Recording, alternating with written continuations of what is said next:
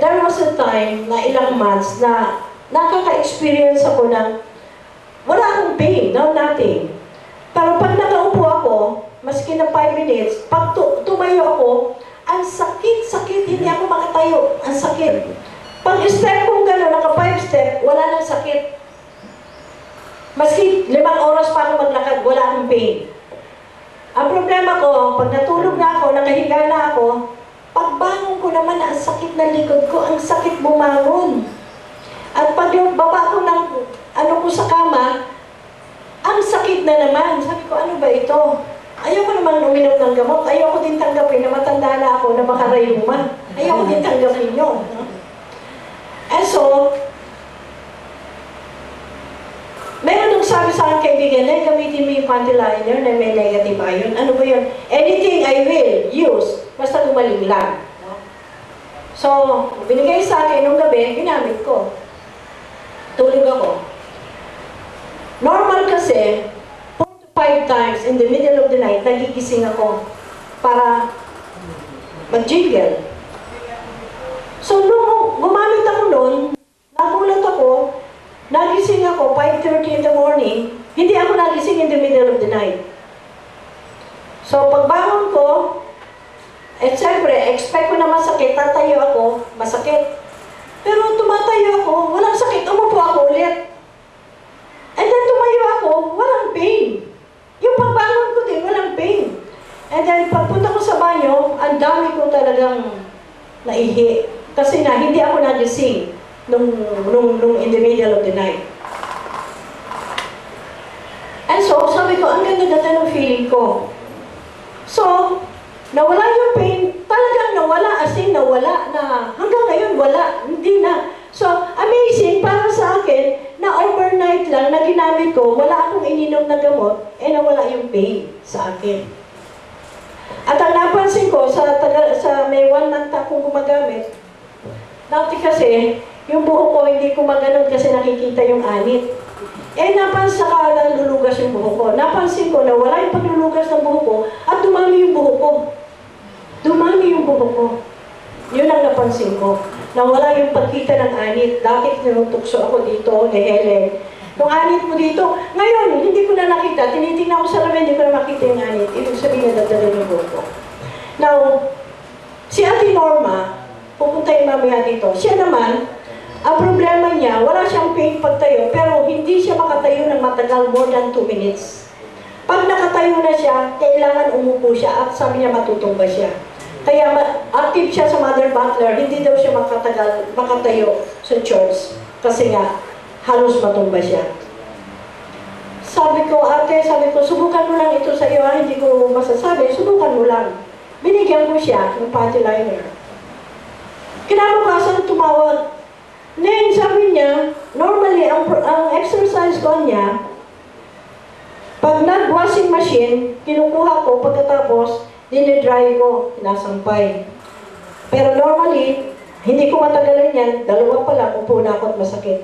Nagulat ako, sabi niya, natapos ko na lahat na piga yung laman ng washing machine, na sampay, hindi man lang ako umupo, wala akong na-feel na pain na.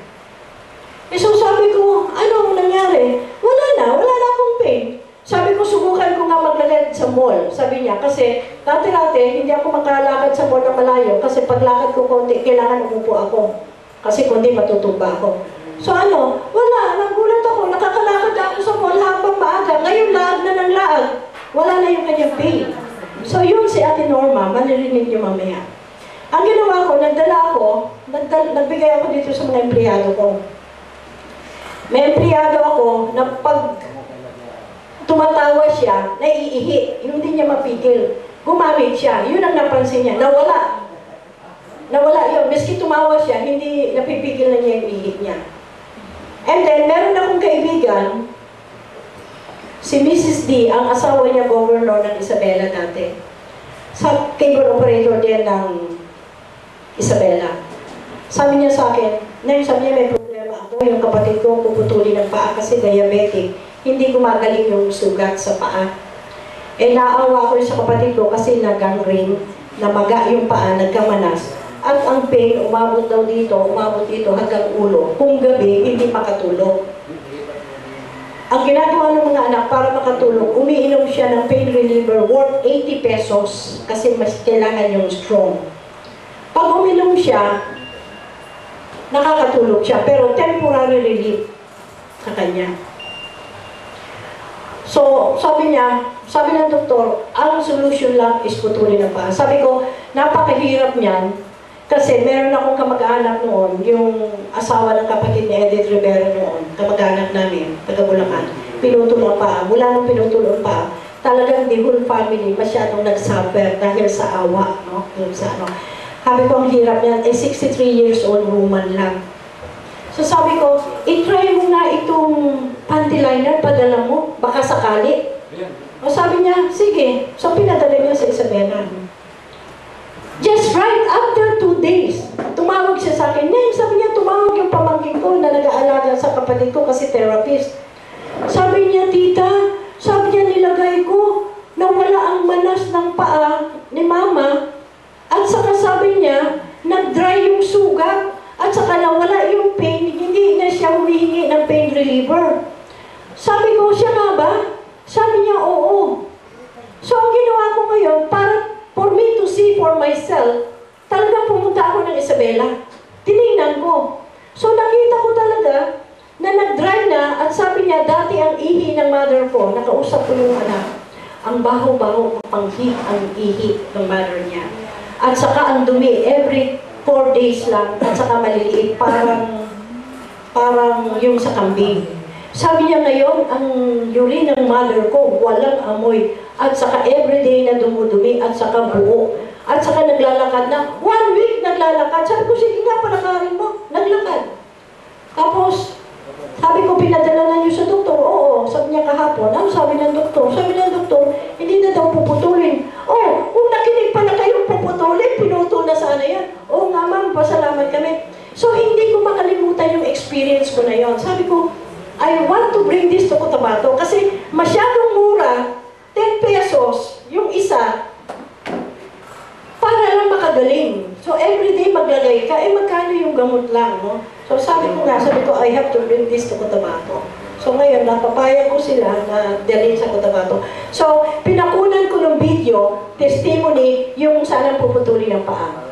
And so, meron kaming isang researcher, only last week, taga-UP, nagre-research doon sa office namin sa Cable Association. Sabi niya, ma'am, hindi ako makakapasok, sabi niya, kinabukasan, kasi susunduin ko yung tito ko, manggagaling Masbate. Sabi ko, bakit? Kasi ho, galing Masbate, 1 year na, ganun din. Puputulin ang paa, kasi diabetic, insulin dependent din.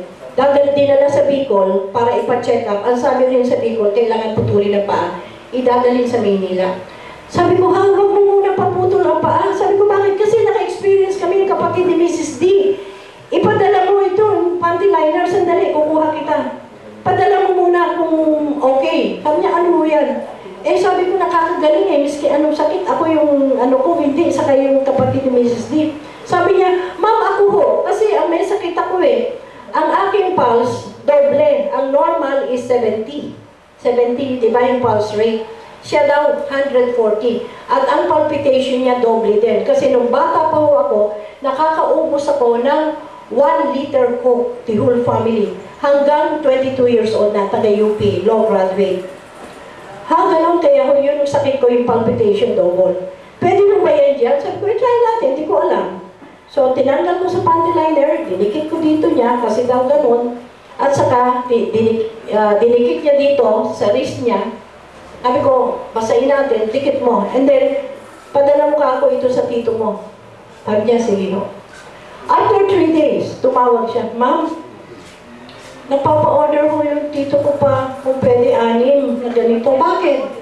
Ma'am, nag-dry daw Sabi nung pinsan kong doktor, nurse, nag-dry daw po. Ganun ba? So, nag-dry? Ay, good. Sabi ko, luluwas pa. Hindi na daw muna luluwas. Babalik na lang muna sa Masbate.